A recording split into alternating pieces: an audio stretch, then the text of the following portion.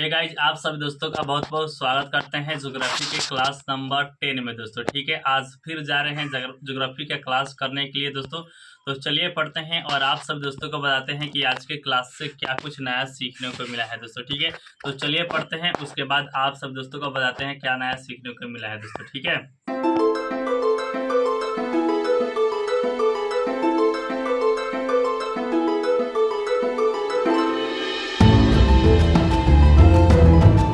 जैसा कि मैंने आप सभी दोस्तों को बताया था कि हम क्लास करने जा रहे थे 71 बीपीएससी का ज्योग्राफी के क्लास नंबर 10। तो हमारा क्लास अब समाप्त हो चुका है। चलिए आप सब दोस्तों को अब बताते हैं कि आज के क्लास से क्या कुछ नया सीखने को मिला है दोस्तों। ठीक है, तो आज के क्लास की शुरुआत तो होती है आकाश गंगा से दोस्तों, यानी कि गैलेक्सी से दोस्तों। ठीक है, तो गैलेक्सी क्या होता है आइए आपको हम बताते हैं दोस्तों। ठीक है, गैलेक्सी अरबों और खरबों तारों का एक ऐसा समूह होता है जिसमें अरबों और खरबों तारों उपस्थित होते हैं दोस्तों। ठीक है, ऐसा माना जाता है कि इसका जो गैलेक्सी है इसका केंद्र ब्लैक होल होता है।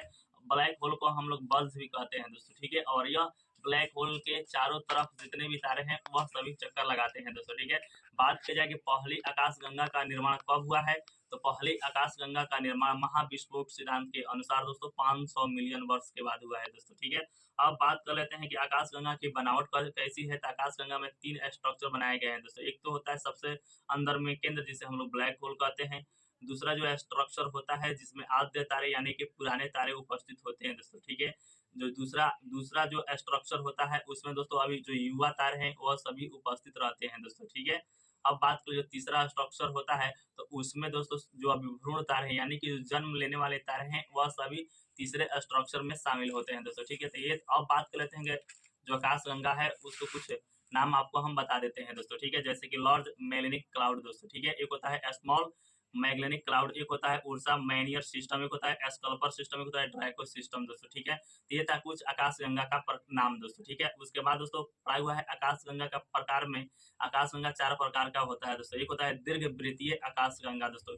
यह क्या होता है, यह जो जैसा कि मैंने आपको बताया है कि यह सबसे पुराने तारे होते हैं दोस्तों। ठीक है, इसका रंग की बात की जाए तो इसका रंग दोस्तों पीला और लाल होता है। इसका एग्जाम्पल की बात की जाए तो एंड्रोमेडा गैलेक्सी इसका उदाहरण है दोस्तों। ठीक है, दूसरा दूसरा बात की जाए आकाशगंगा तो दूसरा आकाशगंगा स्पाइरल आकाशगंगा दोस्तों। ठीक है, इसमें युवा तारे उपस्थित होते हैं दोस्तों। बात की जाए इसका कलर कैसा है तो इसका कलर है दोस्तों नीला और लाल दोस्तों। ठीक है, इसका एग्जाम्पल की बात की जाए तो इसके एग्जाम्पल में शामिल होता है वेयरपुल गैलेक्सी दोस्तों। ठीक है, तीसरा प्रकार बियर्ड स्पाइरल गैलेक्सी दोस्तों। इसमें कौन से तारे शामिल होते हैं तो इसमें सबसे जो युवा तारे होते हैं, जो भ्रूण तारे होते हैं वे शामिल होते हैं दोस्तों। ठीक है, बात किया जाए कि इसका कलर कैसा होता है तो चमकीला नीला कलर इसका रंग होता है दोस्तों। ठीक है, अब बात की जाए इसका एग्जाम्पल की तो जो हमारे मिल्की वे गैलेक्सी है इसका ही एग्जाम्पल है दोस्तों। ठीक है, एक और प्रकार होता है जिसे हम लोग कहते हैं अनियमित आकार की गैलेक्सी दोस्तों। ठीक है, जिसका कोई नियमित आकार ही नहीं होता है दोस्तों, इसलिए इसका कोई कलर नहीं होता है।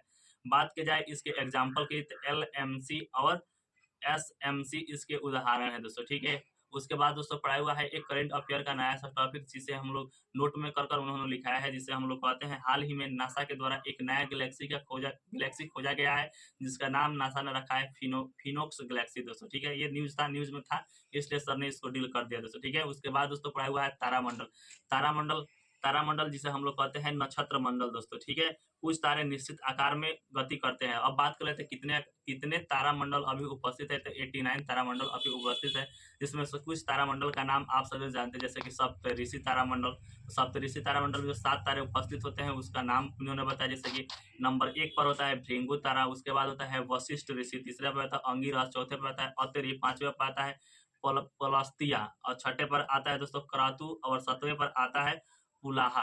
जी हाँ दोस्तों, ये 7 ऋषियों के नाम पर सप्तऋषि तारे का नाम को रखा गया है दोस्तों। ठीक है, अब बात कर लेते हैं कुछ तारामंडल की एग्जाम्पल की। तो एग्जाम्पल में उर्सा मेजर तारामंडल, एक होता है दोस्तों हाइड्रो तारामंडल, एक होता है विरजुट तारामंडल, ये सभी तारामंडल के उदाहरण है दोस्तों। ठीक है, उसके बाद दोस्तों पढ़ाई हुआ है उल्का और उल्का पिंड। जी हाँ दोस्तों, उल्का और उल्का पिंड, आइए आपको हम बताते हैं उल्का क्या होता है और उल्का पिंड क्या होता है दोस्तों। ठीक है, उल्का जैसा कि आप सब जानते हैं कि ब्रह्मांड में पहले से ही धूलकण उपस्थित होते हैं दोस्तों। ठीक है, और धूलकण में चट्टान शामिल होता है दोस्तों। ठीक है, बहुत सारे कण उसमें शामिल होता है, जो वैसे चट्टान होते हैं जो पृथ्वी के समीप गति करते हुए पृथ्वी के समीप चले आते हैं। ठीक है, जब पृथ्वी के समीप आते हैं तो पृथ्वी का गुरुत्वाकर्षण क्षेत्र में जैसे ही वह प्रवेश करते हैं और जब वह मध्य मंडल में आते हैं तो वह जलने लगते हैं दोस्तों। ठीक है, जो जलने लगते हैं, जो हमें दिखाई देता है उसे हम लोग कहते हैं उल्का। उल्का दोस्तों, ठीक है। जो जलता हुआ दिखाई देता है उसे हम लोग उल्का कहते हैं। उल्का का ही एक नाम है जिसे हम लोग कहते हैं शूटिंग स्टार, यानी कि जलता हुआ तारा भी इसे कितने लोग कहते हैं दोस्तों, ठीक है। अब बात कर लेते हैं उल्का पिंड क्या होता है दोस्तों, ठीक है। तो जब वह उल्का वायुमंडल में प्रवेश किया और जल रहा था दोस्तों, जलने क्रम में पूरा तरीका से नहीं जला और पृथ्वी पर जब जाकर गिर चुका है, तो गिरने के बाद उस उल्का को हम लोग उल्का पिंड कहते हैं दोस्तों, ठीक है। समझ चुके। अब बात कर लेते हैं, उसके बाद पढ़ाई हुआ है उल्का बौछार। उल्का बौछार क्या होता है, मीटियोर शावर क्या होता है, आइए आपको हम बताते हैं दोस्तों, ठीक है। तो मान लीजिए कि हमारा सन हुआ और एक हमारी पृथ्वी हुई और एक तरफ हमारा हुआ पुच्छल तारा दोस्तों, ठीक है। जैसे कि आप सब दोस्तों को मैंने पुच्छल तारा के बारे में बात कर लिया है पिछला क्लास में। पुच्छल तारा जिसका पूंछ होता है, पूंछ में क्या क्या शामिल होता है, तो पूंछ में शामिल होता है कि सूर्य का वहां पे लाइट नहीं जाता है, जिसके चलते जो भी गैसें होती है वह बर्फ बन जाती है, साथ ही साथ जो धूलकण होता है वह भी वहां पे उपस्थित होता है दोस्तों, ठीक है। तो वो हो गया आपका पुच्छल तारा। तो यहाँ पे जो सूर्य के, आप सब तो जानते हैं कि पृथ्वी भी हमारे सूर्य के चारों तरफ गति करती है और पुच्छल तारा भी सूर्य के चारों तरफ गति करते हैं दोस्तों, ठीक है। जब दोनों गति करते हुए जो भी हमारा पुच्छल तारा है पृथ्वी के समीप आता है और पृथ्वी के गुरुत्वाकर्षण बल के समीप आता है, तो वह पृथ्वी अपने गुरुत्वाकर्षण बल से पुच्छल तारा को अपने तरफ खींचने लगती है, ठीक है। खींचने के क्रम में दोस्तों, जब पुच्छल तारा का जो पूंछ होता है जिस पर चट्टान और धूलकण उपस्थित होते हैं, तो वह आके हमारे गुरुत्वाकर्षण में प्रवेश करता है। जैसे गुरुत्वाकर्षण में प्रवेश करेगा तो यहाँ पे जलने लगेगा। तो जैसा कि मैंने आपको बताया, पुच्छल तारा में पूंछ बहुत लंबी होती है, तो वह पूंछ यहाँ पर जलती है और टूट जाती है। टूटने के क्रम में बहुत सारे उल्काओं का बौछार शुरू हो जाता है, जिसे हम लोग कहते हैं उल्का बौछार दोस्तों, ठीक है। तो ये था उल्का बौछार। अब बात कर लेते हैं उल्का बौछार के भी कई प्रकार इन सर ने बताए हैं, जैसे कि ओरिनॉड उल्का बौछार। यह कब दिखाई देता है, तो यह दिखाई देता है नवंबर और दिसंबर माह में।